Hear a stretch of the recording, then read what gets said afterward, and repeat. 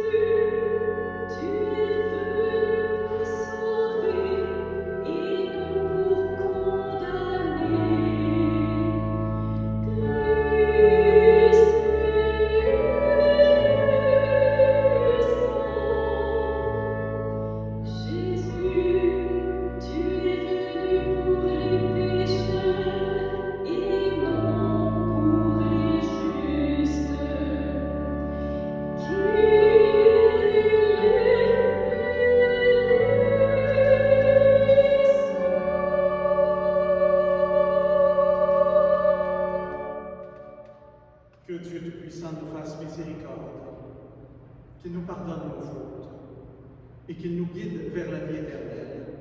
Amen.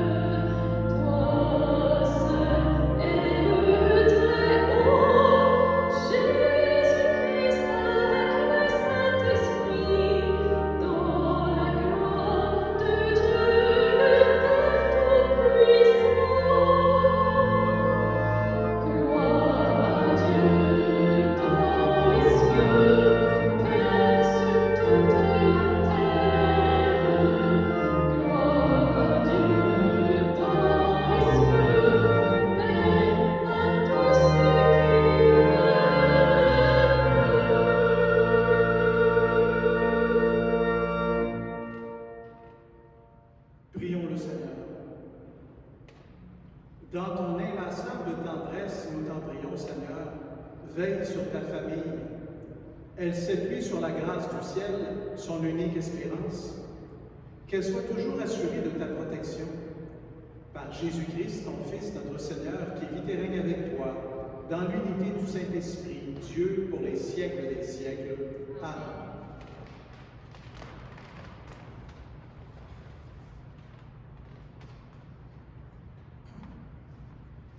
Lecture du livre du prophète Isaïe. L'année de la mort du roi Osias, je vis le Seigneur qui siégeait sur un trône très élevé. Les pans de son manteau remplissaient le temple. Des séraphins se tenaient au-dessus de lui.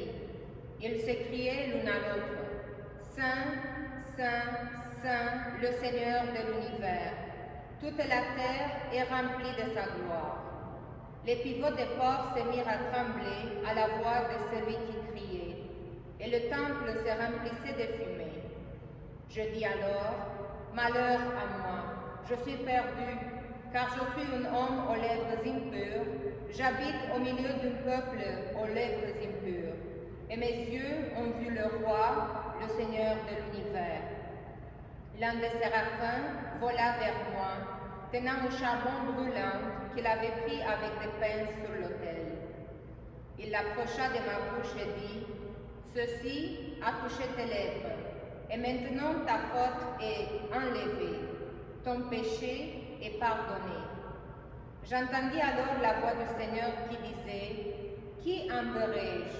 Qui sera notre messager? Et je répondis: Mais voici, envoie-moi. Parole du Seigneur. Nous rendons grâce à Dieu.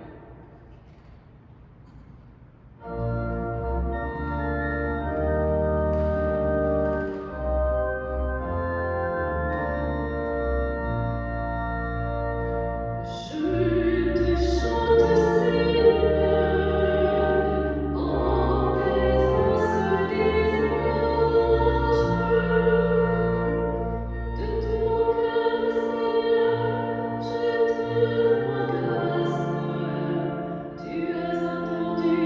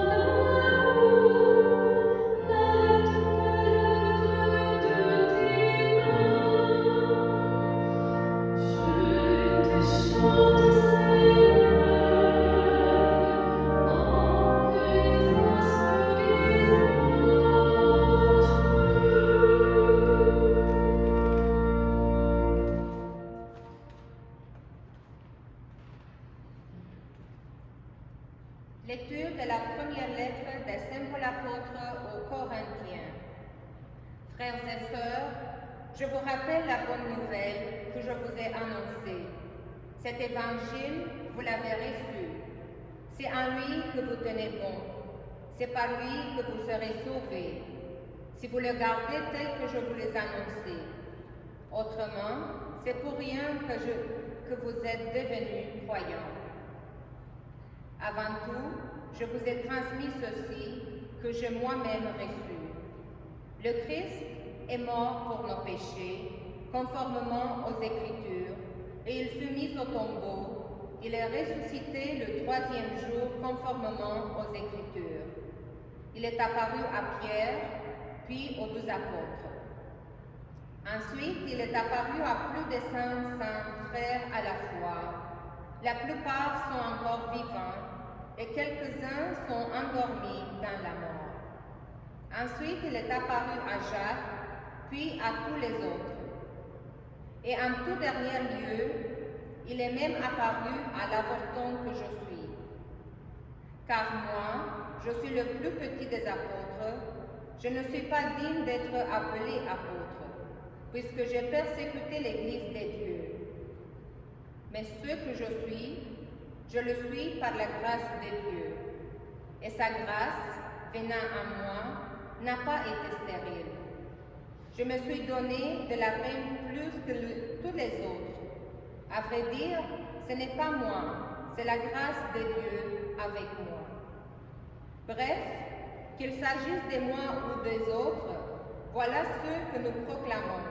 Voilà ce que vous croyez. Parole du Seigneur. Nous rendons Allons grâce grâce à à Dieu. Dieu.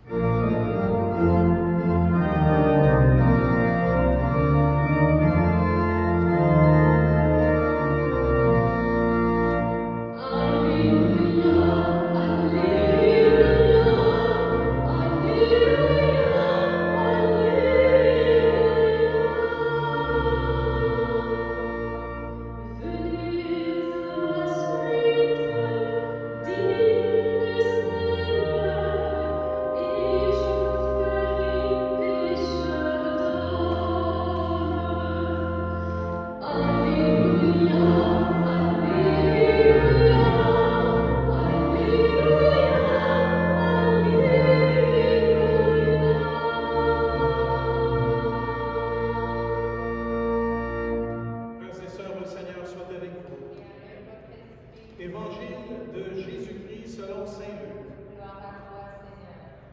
En ce temps-là, la foule se pressait autour de Jésus pour écouter la parole de Dieu, tandis qu'il se tenait au bord du lac de Génézareth. Il vit deux barques qui se trouvaient au bord du lac.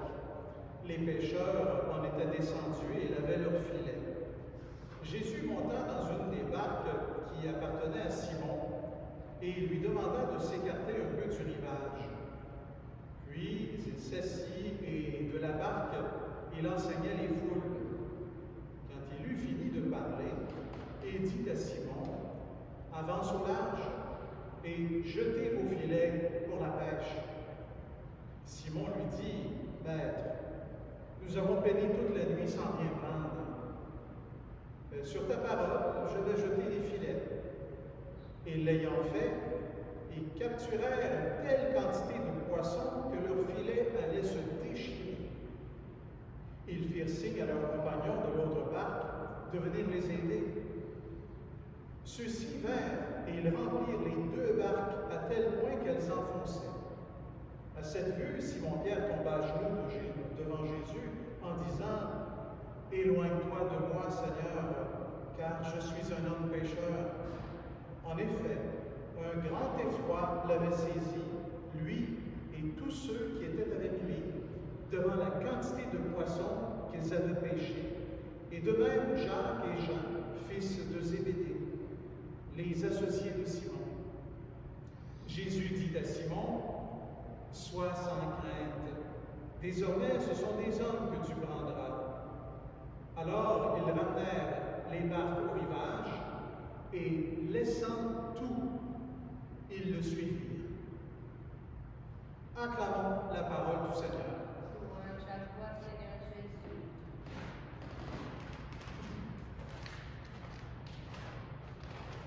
Il y a une dizaine d'années, c'était en 2012, j'étais en vacances à Marseille, en France.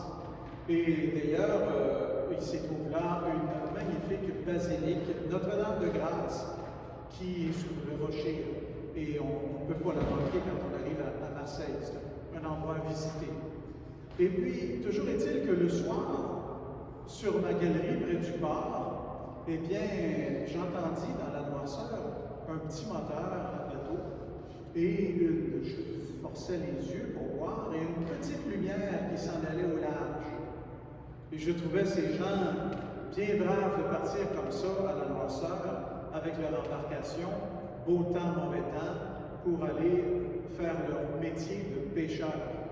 Ils partaient. Et c'était des pêcheurs qui travaillaient comme ça toute la nuit. Et je les trouvais non seulement courageux, mais je savais que c'était parfois dans des conditions périles de leur vie. Je me trouvais chanceux, moi, d'être au chaud, à l'abri, dans ma fenêtre et dans ma chambre d'hôtel.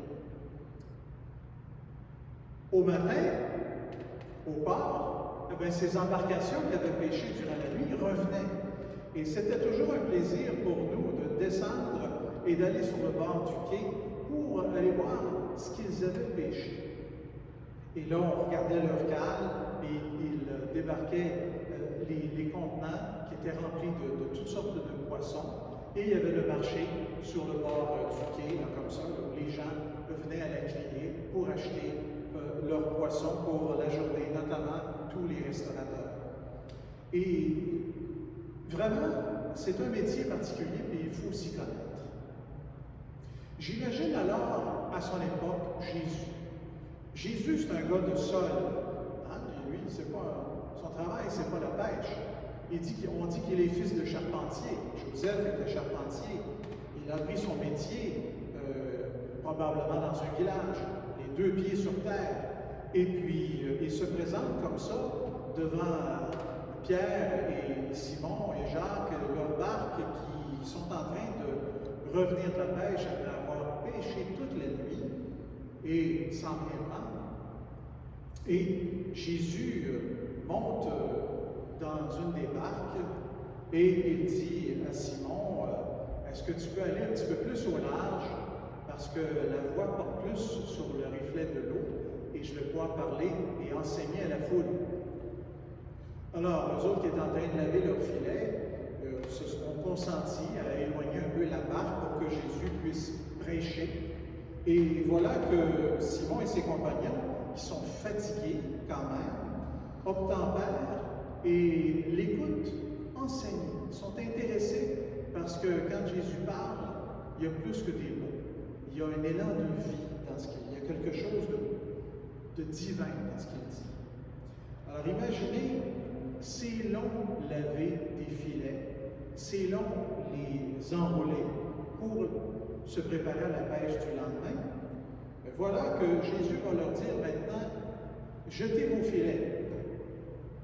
Il aurait pu être découragé. Avancez au large, jetez vos filets. Et puis là, ils ont répondu, mais maître, nous avons pêché toute la nuit sans rien prendre. Alors, ils jetèrent quand même leurs filets. Puis la pêche a été miraculeuse, c'est ce que nous avons entendu tantôt dans l'Évangile, à un point tel que les barques s'enfonçaient, les deux barques s'enfonçaient. Et aussitôt, Jésus leur dit, bon, bravo, maintenant, si vous voulez bien me suivre, je ferai de vous des pêcheurs d'hommes. Et aussitôt, laissant tout, ils ramenèrent leur barque au rivage, ils laissèrent leur métier de pêcheur et ils suivirent Jésus. Là, sur le bord de ce lac, un petit port, un jeune prédicateur dans la trentaine, Jésus, quelques rudes pêcheurs ont commencé ainsi l'aventure des évangiles et l'aventure de l'Église. Simon, Jacques, Jean furent les premiers apôtres. En relisant ce texte, on peut voir que les qualités principales qu'on retient de ce texte, c'est la confiance que les premiers apôtres ont eue vers Jésus et leur disponibilité, laissant tout ils le suivirent. Quand Jésus propose à Simon, à Jean et à Jacques de devenir des pêcheurs d'hommes, il faut en comprendre un peu le sens aussi.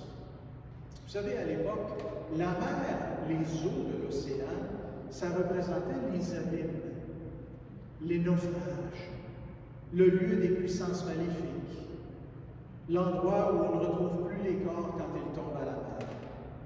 Et Jésus veut faire de ses apôtres des pêcheurs d'hommes. Aujourd'hui, on pourrait remplacer le texte en disant des sauveteurs.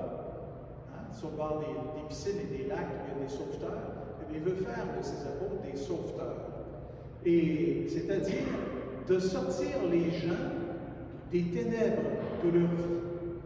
Et là, on ne parle plus des gens qui sont dans l'eau, les anciennes personnes, les corps qu'on peut trouver. Mais on parle de ces gens qui vivent sur la terre ferme ou partout et qui sont dans les ténèbres au fond de leur cœur, au fond de leur vie. Jésus veut libérer ces gens, les hommes, les femmes, pour les élever à l'amour de Dieu, un Dieu qui sauve. Ainsi seront-ils des sauveteurs, des pêcheurs d'hommes.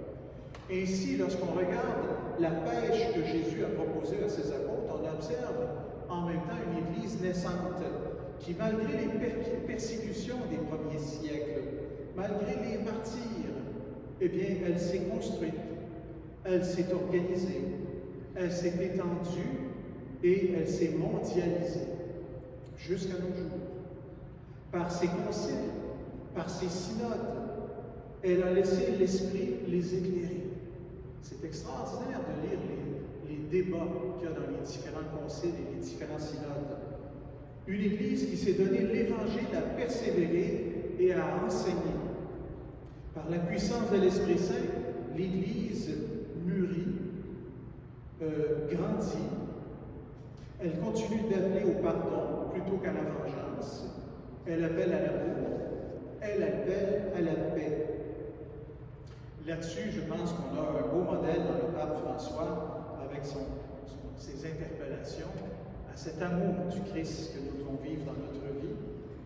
Et cet évangile, nous disait la deuxième lecture tantôt, vous l'avez reçu. C'est en lui que vous tenez bon, car c'est par lui que vous serez sauvés, dit saint Paul. C'est Jésus qui, par sa parole, rapportée par les évangiles, nous dit « Sans moi, vous ne pouvez rien faire ». Vous allez dire drôle d'affirmation, car en fait, on en a fait du chemin depuis le temps de Jésus au niveau de la recherche, au niveau de la science, au niveau des médicaments, au niveau des œuvres d'art, et puis même on est rendu maintenant, depuis un certain temps, à faire des recherches sur l'espace, à se rendre dans l'espace. C'est quand même extraordinaire, la puissance créatrice des êtres humains. Mais comme disait le pape François, malgré tout, destruction, guerre et mort seront quand même présents si on ne se laisse pas interpeller par l'Évangile qui nous parle d'amour, de réconciliation, de fraternité et de paix. On aura beau parler de guerre de religion, certains vont dire que les religions sont à l'origine de la plupart des guerres, mais regardons plus précisément. Et nous verrons des individus à la tête de ces regroupements, de faux bergers, en quête de contrôle sur les autres, de soumission, de pouvoir, qui vont réussir à mobiliser des croyants de toutes sortes de religions, à les opposer les uns les autres pour atteindre leur fin personnelle, dominer, posséder. Et ça, on le voit encore aujourd'hui. Alors, mettons pas toujours la faute sur les religions, mais bien souvent sur des faux leaders qui vont utiliser le pouvoir, je dirais, de concertation d'une religion pour amener des gens à lutter contre d'autres qui ne pensent pas comme eux. Ça, c'est des mauvais leaders. Ce n'est pas le discours de l'Évangile. L'Évangile est pacifique, humanisant, appelle à la compassion, à l'entraide, à l'amour des autres. Alors, prions pour que nos dirigeants puisent dans les évangiles des valeurs d'altruisme et de dépassement de soi. Et continuons de prier pour que l'Esprit Saint guide toujours plus nos communauté chrétienne sur la voie de l'amour et que des personnes s'y consacrent toujours plus dans leur vie. Amen.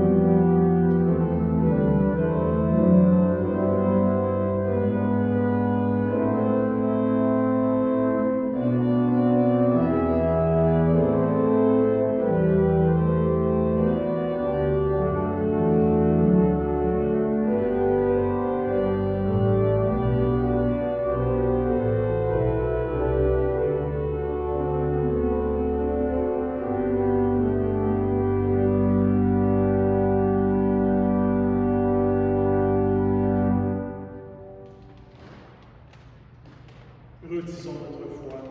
Je crois en Dieu, le Père Tout-Puissant, Créateur du ciel et de la terre, et en Jésus-Christ, son Fils unique, notre Seigneur, qui a été conçu du Saint-Esprit, est né de la Vierge Marie, a souffert sous Ponce Pilate, a été crucifié, est mort et est enseveli, est descendu aux enfers.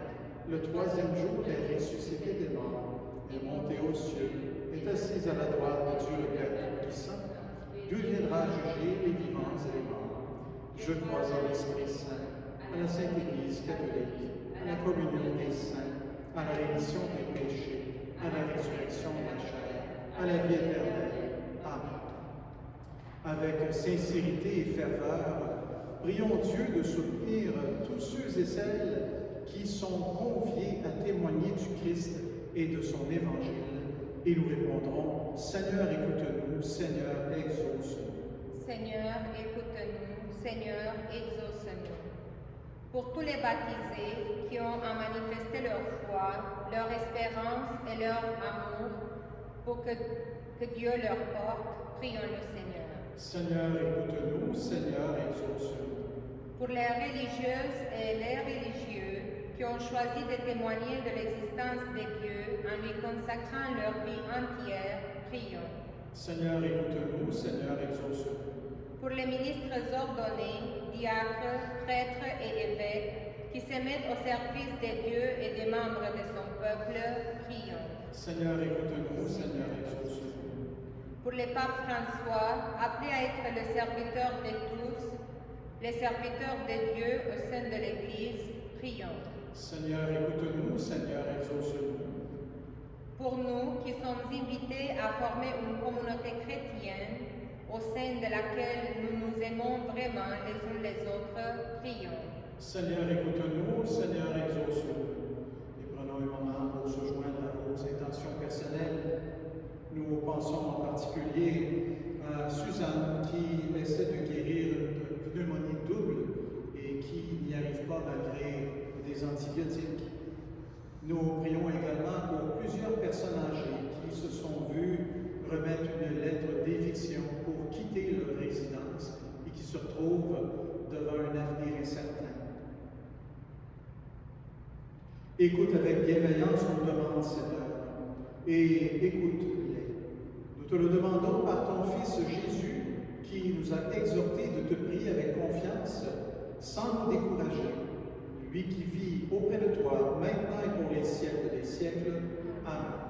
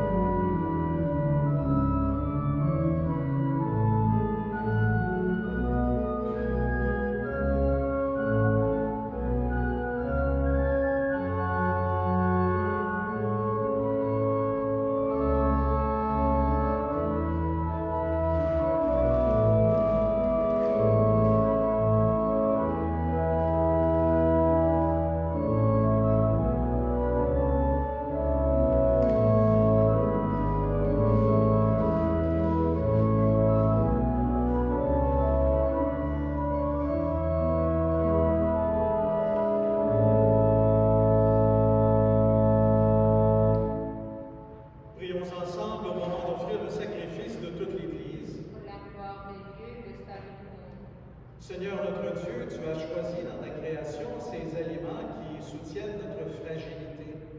Nous t'en prions. Fais qu'ils deviennent aussi pour nous le sacrement de la vie éternelle par le Christ notre Seigneur. Amen. Le Seigneur soit avec vous. Et avec votre esprit, Élevons notre cœur. nous les tournons vers le Seigneur. Rendons grâce au Seigneur notre Dieu. Cela est juste et bon. Vraiment, il est juste et bon pour ta gloire et notre salut, de t'offrir notre action de grâce toujours et en tout lieu, Seigneur, Père très saint, Dieu éternel et tout-puissant.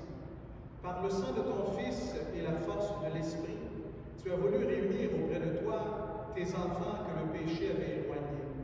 Et ce peuple qui tient son unité de la Trinité Sainte à la louange de ta sagesse infinie, c'est l'Église, corps du Christ et temple de l'Esprit. C'est pourquoi, unissant nos voix à celles des anges, nous te louons dans la joie en proclamant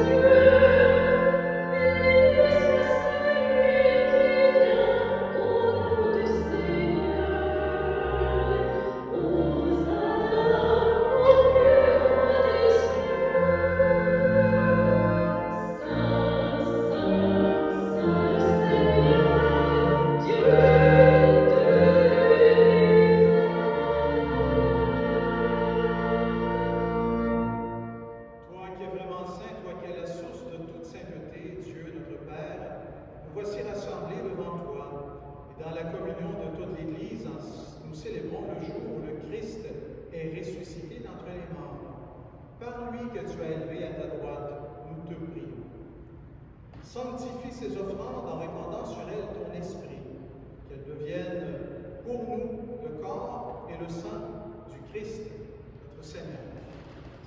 Au moment d'être livré, d'entrer librement dans sa passion, il prit le pain, il rendit grâce, il le rompit, le donna à ses disciples, en disant, prenez et mangez-en tous, ceci est mon corps livré pour vous.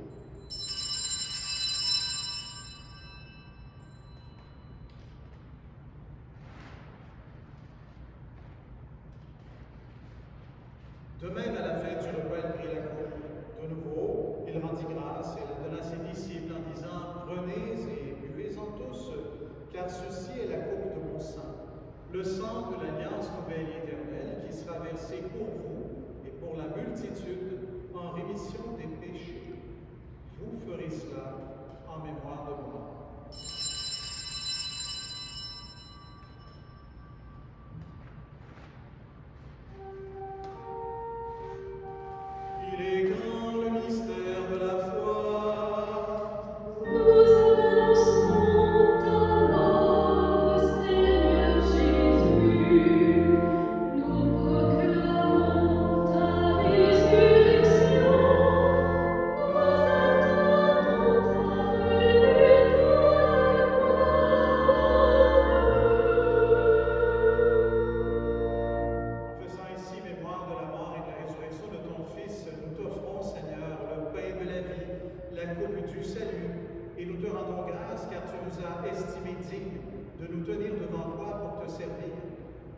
Humblement, nous te demandons qu'en ayant part au corps et au sang du Christ, nous soyons rassemblés par l'Esprit Saint en un seul corps.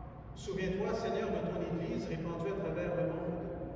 Fais-la grandir dans ta charité, en union avec le pape François, avec notre archevêque Christian, avec son auxiliaire Alain, avec tous les évêques, les prêtres et les diacres.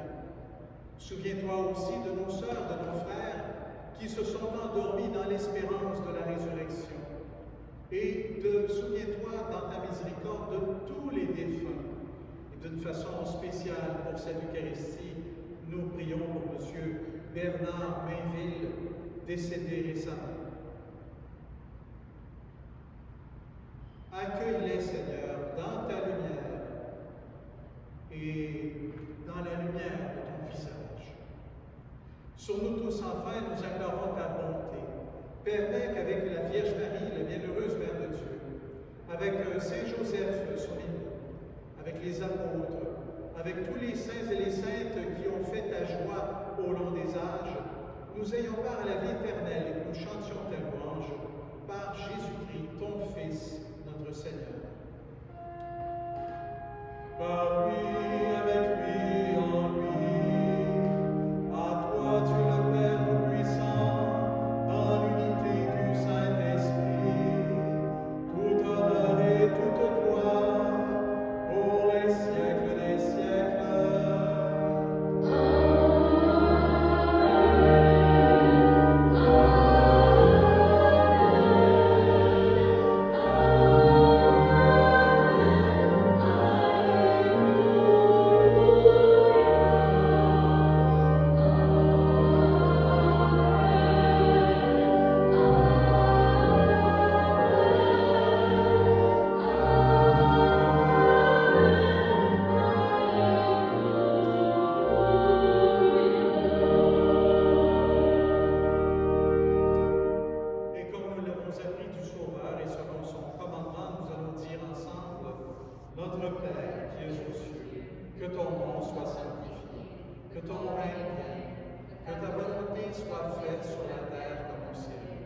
Donne-nous aujourd'hui notre pain de ce jour. Pardonne-nous nos offenses, comme nous pardonnons aussi à ceux qui nous ont offensés. Et ne nous laisse pas entrer en tentation, mais délivre-nous du mal. Oui, délivre-nous de tout mal, Seigneur, et donne la paix à notre temps. Soutenus par ta miséricorde, nous serons libérés du péché, à l'abri de toute épreuve. Nous qui attendons que se réalise cette bienheureuse espérance, l'avènement de Jésus-Christ, notre Sauveur. C'est à toi qu'appartient le règne, la puissance et la gloire pour les siècles des siècles. Seigneur Jésus-Christ, tu as dit à tes apôtres, je vous laisse la paix, je vous donne ma paix. Ne regarde pas nos péchés, mais la foi de ton Église. Pour que ta volonté s'accomplisse, donne-lui toujours cette paix et conduis-la vers l'unité parfaite, toi qui règnes pour les siècles des siècles. Eh bien, vous tous qui nous écoutez à la maison ou ailleurs, que vous puissiez ressentir cette paix du Seigneur. Que la paix du Seigneur soit toujours avec vous. Et puissiez-vous, dans la journée, remettre cette paix à l'un de vos proches pour que le Seigneur puisse agir aussi en bienveillance dans cette personne.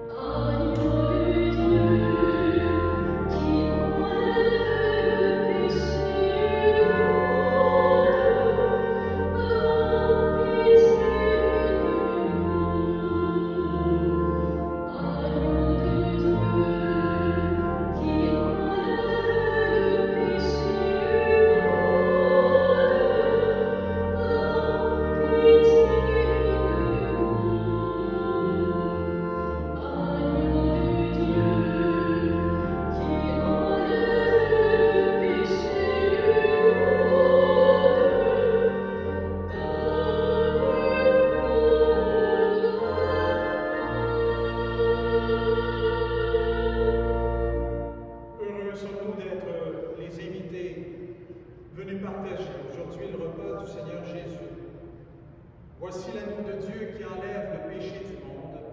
Seigneur, je ne suis pas digne de te recevoir. Dis seulement une parole et je serai guéri. Alors, tous ceux et celles qui sont en dehors de cette liturgie de nos églises, qui est à la maison ou ailleurs, eh bien, je vous invite à cette communion spirituelle. Tous ensemble, nous formons l'Église. Tous ensemble, nous sommes le peuple de Jésus.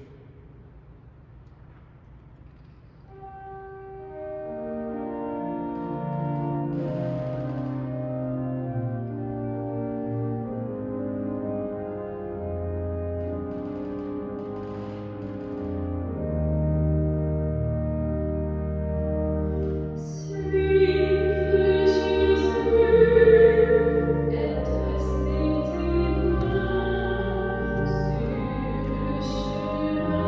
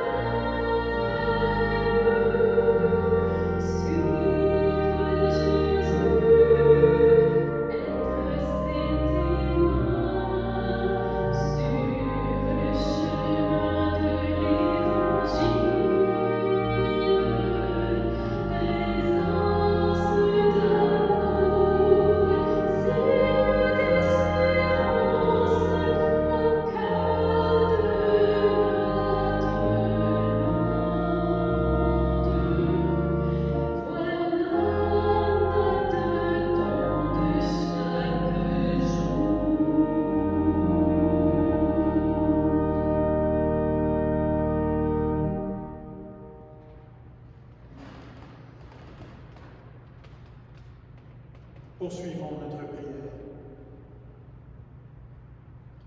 Tu as voulu, Seigneur Dieu, que nous ayons part au même pain et à la même coupe.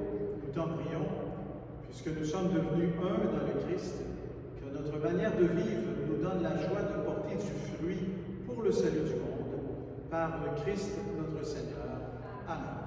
Avant la bénédiction, quelques messages d'intérêt. Nous sommes très heureux de vous annoncer que la chapelle ouvrira ses portes demain, le 7 février.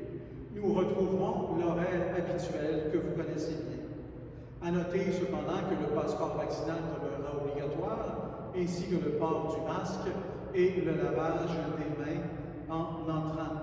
Mais surtout, soyez les bienvenus. Vendredi, le 11 février, nous célébrerons la solennité de Notre-Dame de Lourdes. La chapelle ouvrira à 9 h pour la méditation du chapelet. Il y aura messe à midi, à 14h30 et à 17h.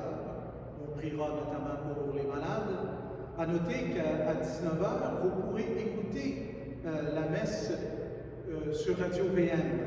Et puis, vous pourrez également capter cette messe en rediffusion sur notre chaîne YouTube Chapelle Notre-Dame de Lourdes.